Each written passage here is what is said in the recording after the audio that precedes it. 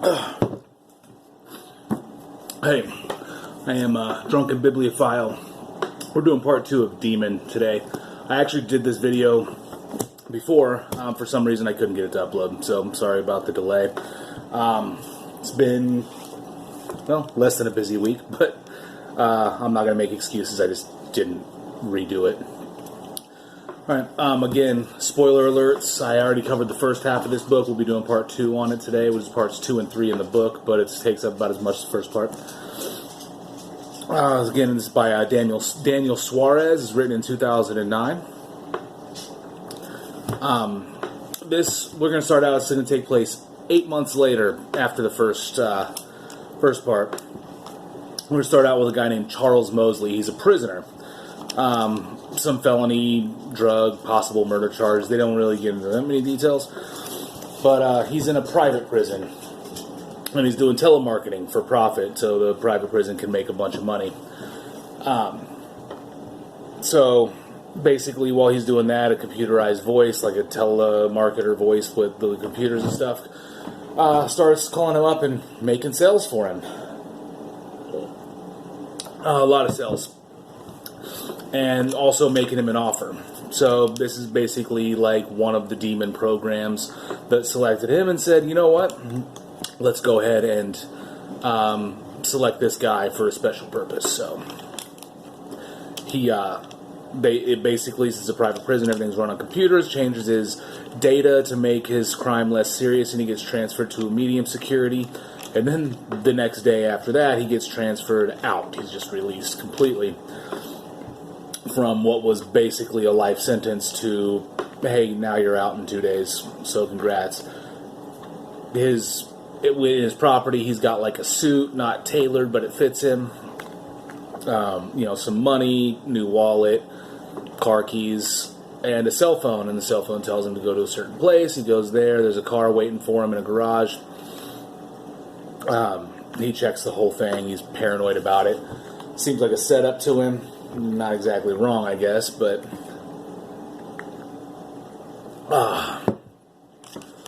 anyway, he tries to make a run for it. He says, no, I'm going to take this nice car and take off. Car stops running. His cell phone rings, and that same computer voice says, hey, don't do that again. I hear child molesters in prison get treated really bad, and that's what we're going to put on your record. So he kind of starts towing the line. We'll get back to him later, briefly. Because after this, the book kind of jumps to Roy Merritt. You remember Roy Merritt? He fought the demon in the demon's own house. Matthew Sobel's house. And, didn't win exactly, but he survived. He's at a disciplinary hearing because his whole team died. And they blame him. Maybe rightfully so. I don't know. He was a badass, but, badasses tend to get people killed sometimes. Turns out, while he was running, he fell down in a water pit, one of the many pits in the house that were traps. And when the house burned down, he survived in there. Anyway, he's up for disciplinary review, and John Ross comes to find him.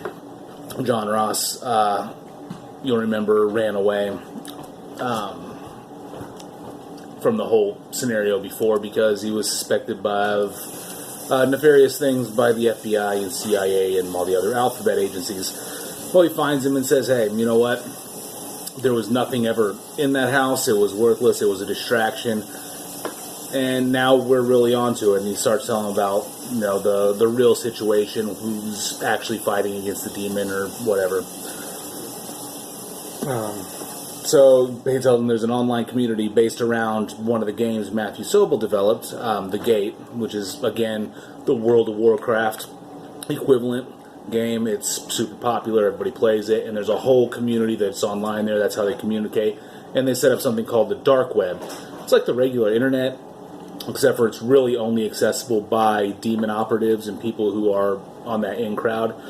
They have their own currency, their own status, and it's starting to bleed into the real world in the sense that they're using these technologies that nobody else really has access to.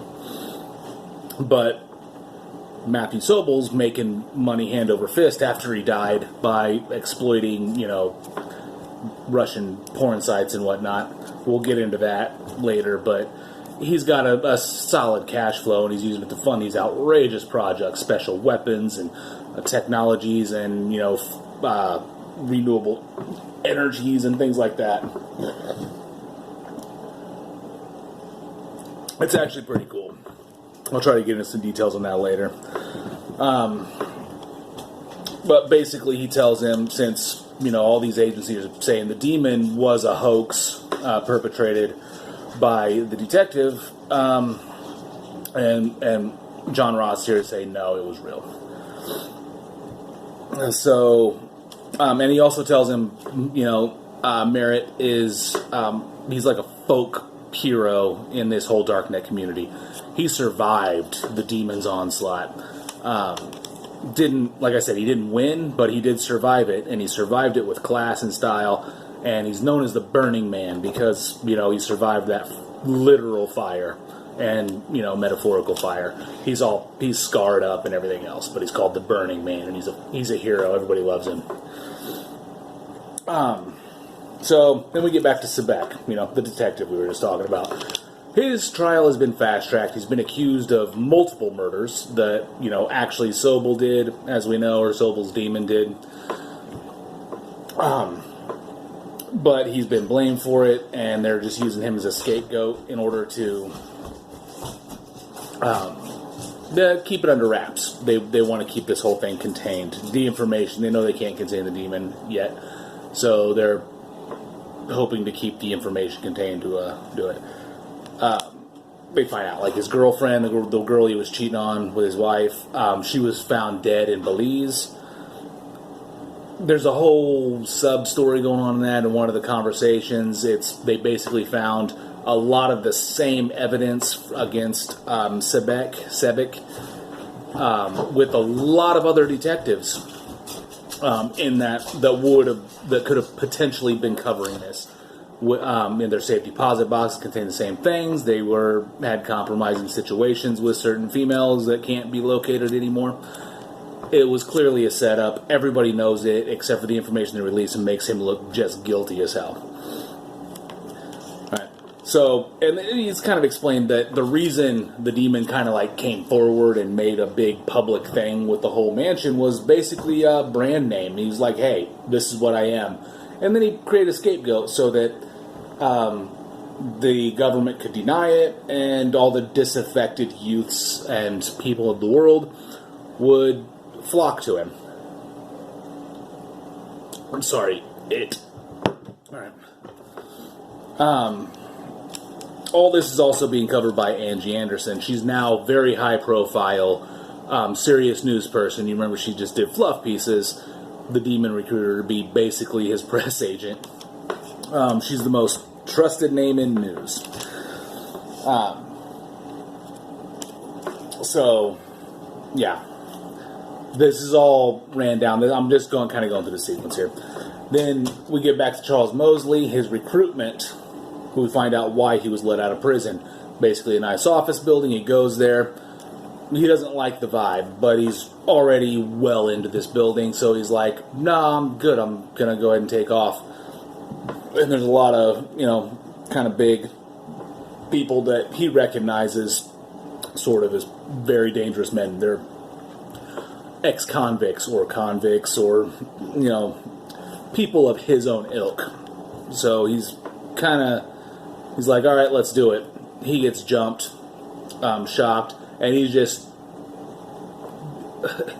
hit with a torrential barrage of information. He's basically strapped to a chair with, VR glasses or something like that stuck on his face and earphones in. He can't shut off any of this stimulus.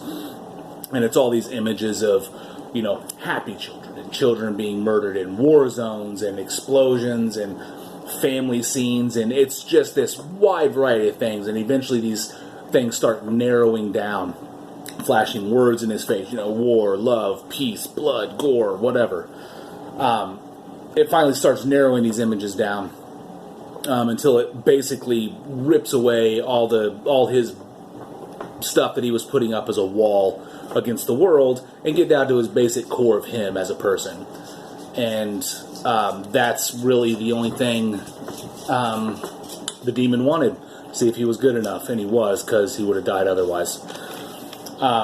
He went at it for, I believe it was something like 46 hours straight of all this torment, and when he's done, he asks for some water and asks how long. They tell him the time, and then they basically say, hey, I don't know why you recruited, I don't know what you did before this, I don't know what your story is, but you're not dead, so you passed, and that's all I need to know is you're one of us now. So he's like kind of got brought in. We'll touch on him a little bit later in the story, and then I got some stuff to say with him after this review. So we'll go back to how the Demon's funding all this. Basically, this Demon program is just annihilating these Russian porn websites and gambling websites. Just bombarding them, so it's a denial of service attack, so nobody can use it. Anybody who's logged on can't really see anything. The people who are subscribed can't access the functions. They try to switch it, and it just kind of follows them around until it gives them something like 10% of their income, and then it just stops. So they're funding it now. It's like they describe it's like a $10 billion a year industry. So you figure 10% of that. The Demon's got $1 billion a year to spend. He's just hiring people off of that. All right. Sebek is still in jail, and then that's one of the chapters. Basically, he's always doing his push-ups and sit-ups in jail. Then we get to the automates. These things are fun. We met one of them in the first part, the big Hummer that was patrolling Matthew Sobel's grounds. They're automated vehicles. They don't have a driver. They're just controlled by a computer program and sensors. Well, we get to the guys who are building them. It's a 3-man company. They have printers and machining things and lathes and all this cool stuff.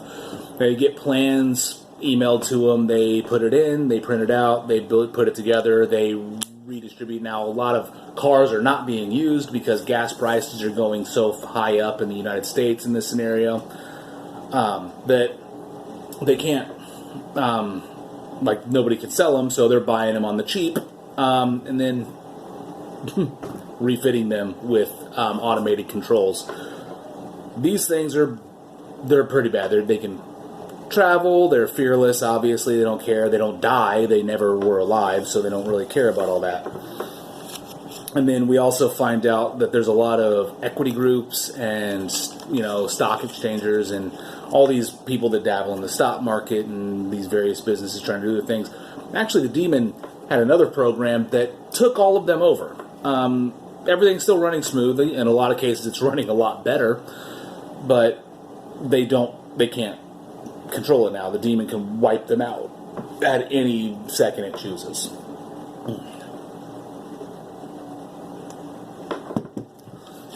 Which they don't like, but they're dealing with it, or they think they're dealing with it. They're finding a way to get it taken care of.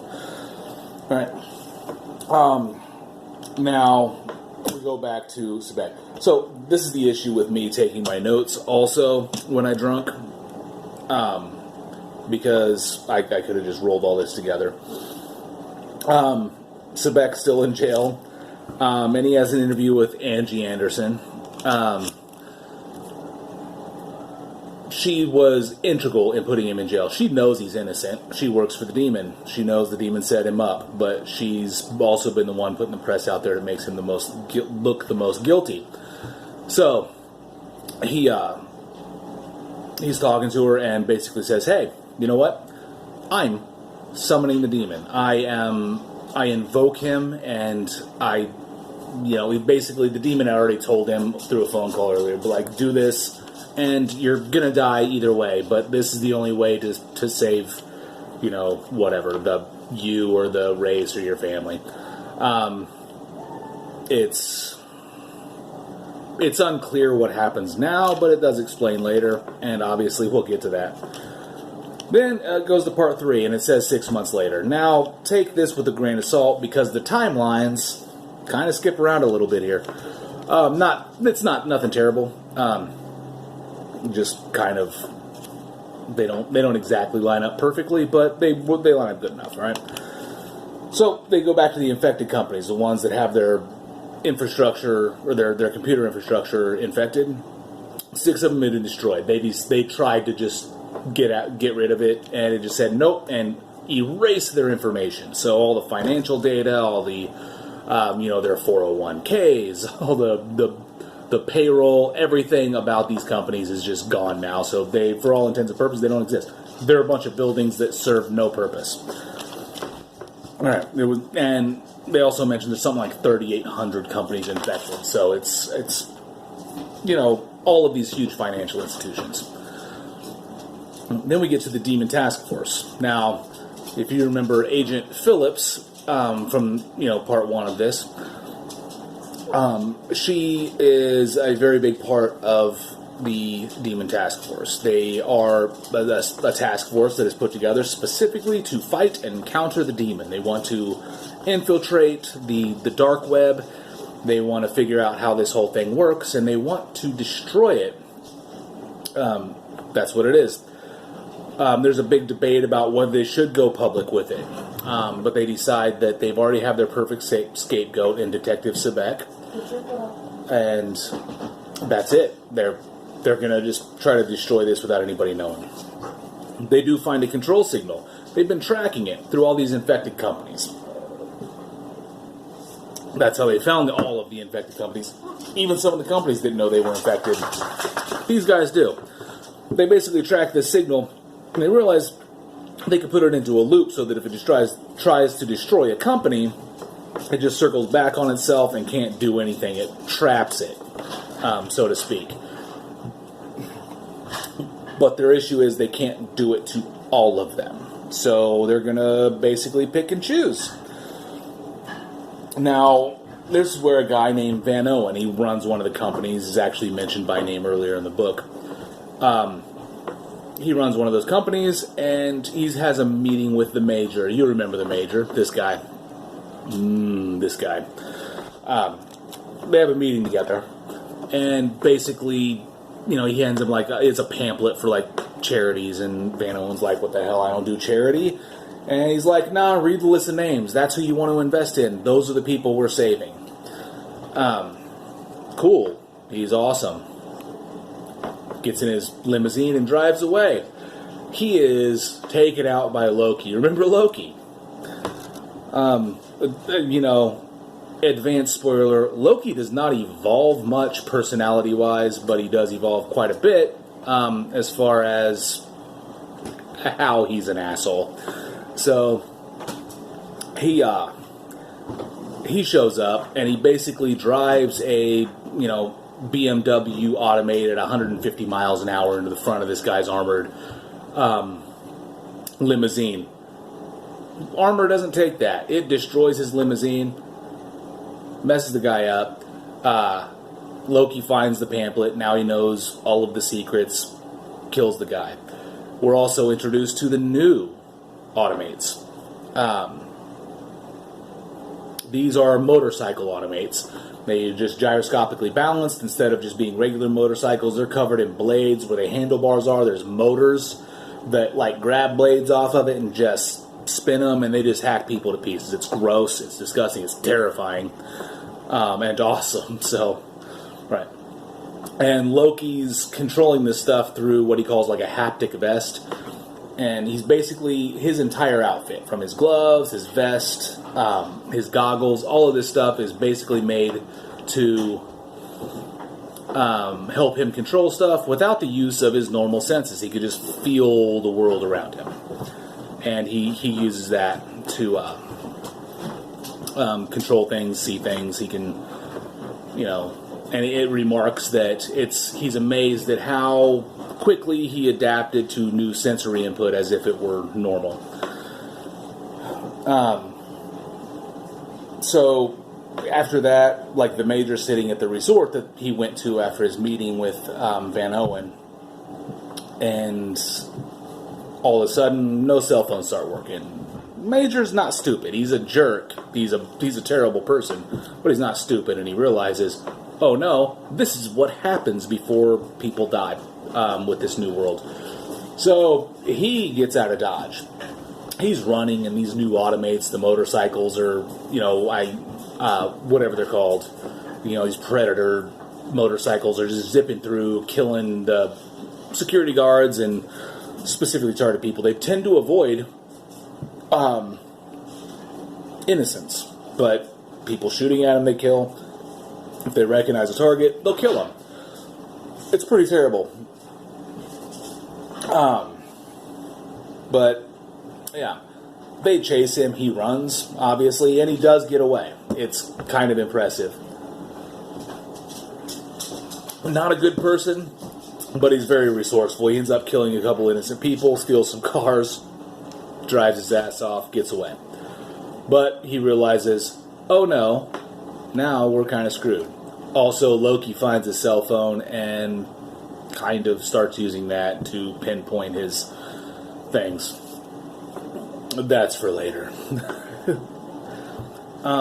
Next we go back to,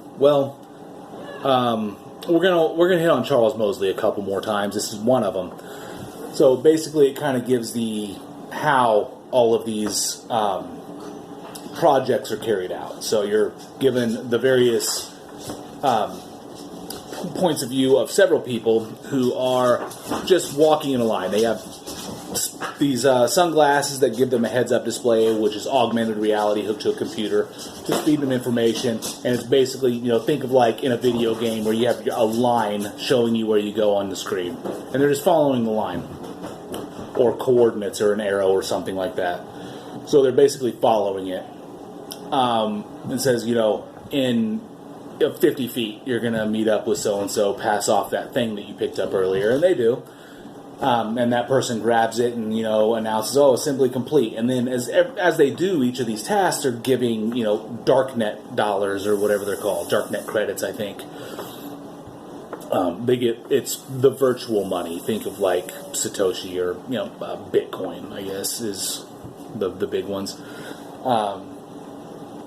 And this all culminates with these various people, I'm talking like a dozen people, like interacting with each other, maybe a couple dozen, interacting with each other, handing off these parts, putting parts together, handing them to somebody else, all this. And it culminates with Charles Mosley clicking the entire thing together, announcing to, over this darknet augmented reality set that he's wearing that I have it now, the final assembly, and they give him a code, he activates it, and it's a gun. It's a wicked gun. It's all electronically fired. There's no casings or anything like that.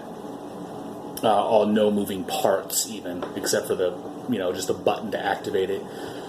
And he's told where to go, and he goes into this building, and he goes in, there's some computers running and a few people there, and he just murks them all. They're all spammers. His last thing is leaves a little sign there that says spammers must die. It's like shooting lasers onto the ceiling that says spammers must die, or all spammers die, or something like that. Yeah, that's it's just, and it turns out like this is happening everywhere. All of the Demon's agents have been hired and came together, and a lot of them were doing this. They were just killing spammers. They killed like 6,000 of them in a couple days for the express purpose of, hey, stop it. They left the messages so that it would stop.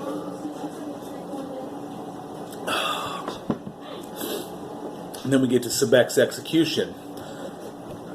He's put forth to the lethal injection table. Everybody's there, including Angie Anderson. And he's executed. Weirdly enough, leading up to it, his wife, who they didn't really ever get along through this whole book, kind of like realizes, you weren't that, you sacrificed a lot for us. You and our son. So she tends to get a little bit more affectionate, even though it turns out to not be true love by any stretch, but she does start to appreciate it, and so does he. He's like, oh man, I was a real asshole to you guys, sorry about that. He still dies. Lethal injection, lights out, he moves on. Let's move on with the story. That's kind of an interjection between Mosley's whole thing with taking out the spammers. Sebek gets executed. Then we get back to Mosley. but we don't know that yet. It's basically these high-tech SWAT team. Ceramic armor, like, they're just absorbing rounds. It's better than any armor that's ever existed. They got, like, reflective plating on their face, and they're just running in with these high-tech weapons, and they're just blasting the shit out of these drug dealers. They're raiding a crack house, basically.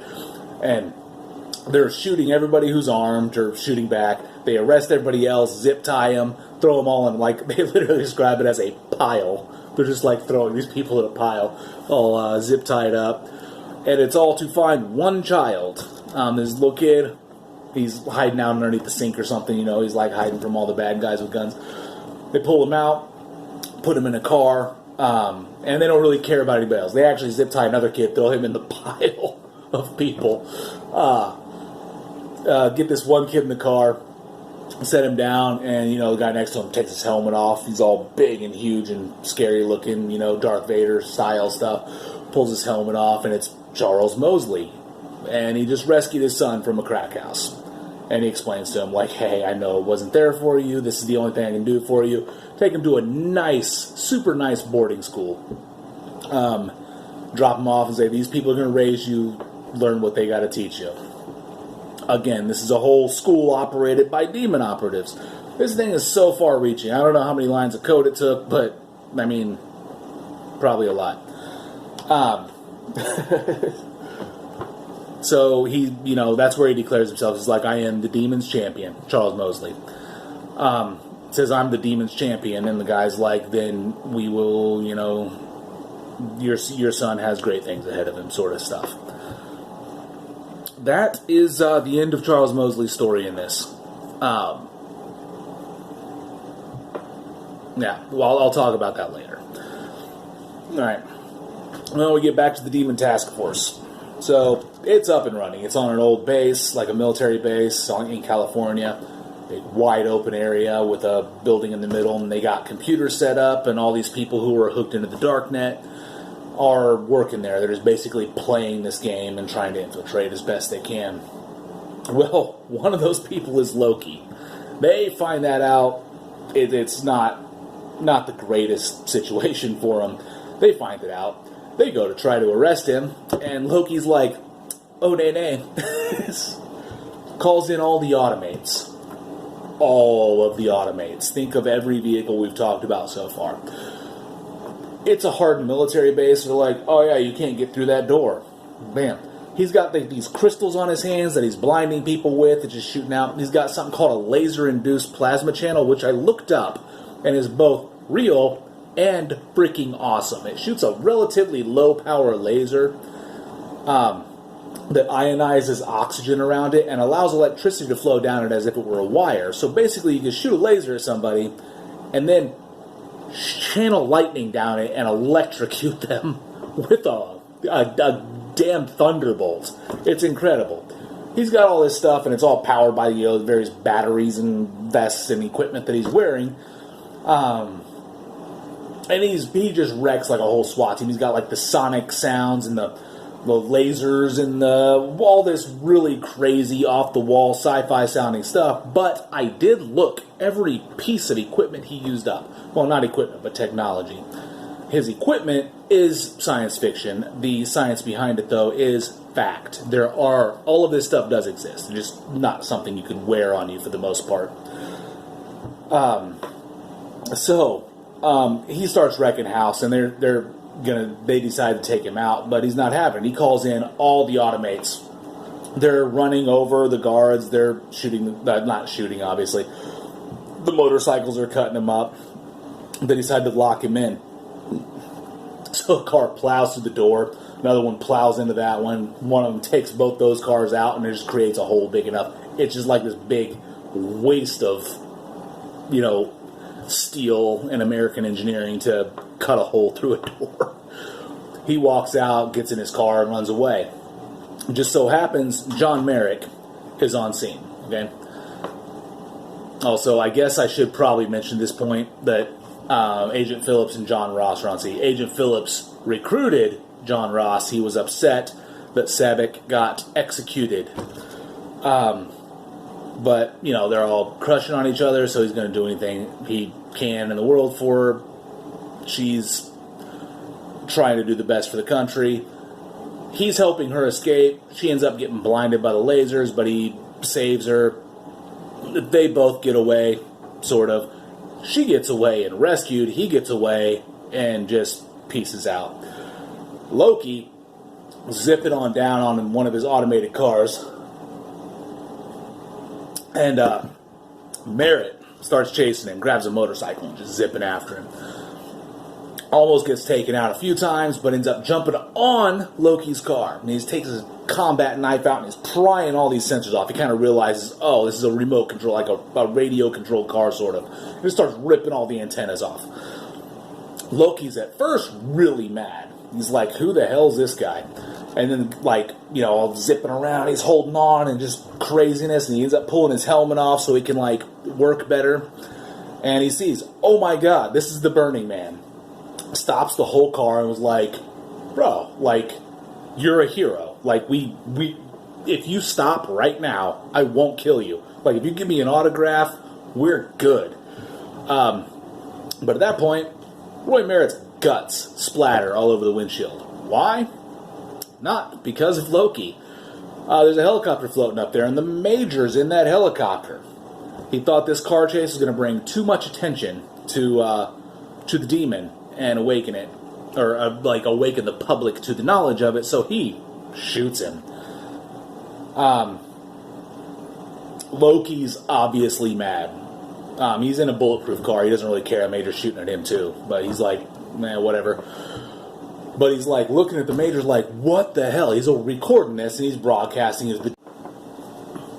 So, yeah, Loki's upset. Merritt's laying there in the middle of the road, and he's like, his last effort is like digging these pictures out of his pocket. He's just like wanting to look at his daughter and his wife again, the two pictures that he carries on him. And he sees those, and another shot comes out, and, you know, the Major finishes him off with a headshot. Loki's really pissed off. He's like, memorizes this guy's details. He's been after him for a while, but he's like, now everybody's going to be after you. Alright. It's kind of a terrible moment. There is a little redemption later, though. Alright. Then we go back to Sebek. You know, he died. He was executed. But he didn't die. Turns out, you know, everything's run by computers, and a computer program can apparently very easily replace lethal drugs with drugs that just make you sleep. And then if you have an agent on the inside, he can wake you up in the morgue and say, hey, now you have a quest. Gives him some equipment, and now Sebek is supposed to go on a quest. He meets Matthew Sobel, or a computer version of him. And this computer version of Matthew Sobel says, you have a quest. Follow all of your quest lines, and if you come to me in the end and say that humanity doesn't need the demon, then I'll erase it. Otherwise, the demon will keep doing what it does. Alright. So, and that's the end. Now, my thoughts on this. So, Suarez obviously has a lot of computer background, probably some military or defense agency background too. I wouldn't be surprised to hear he'd like work for the CIA or something like that as a computer analyst.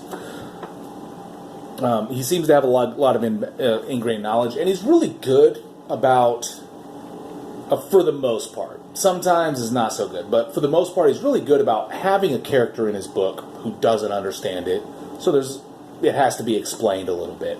Oh no, we're doing this. Oh, we're running a DDS program at blah blah blah whatever gigabytes, and you know, there's sometimes a character who's like, huh? And they're like, oh, sorry, that's what this means. It's obviously that benefited me. I know nothing about computers. I can run a mouse around and click.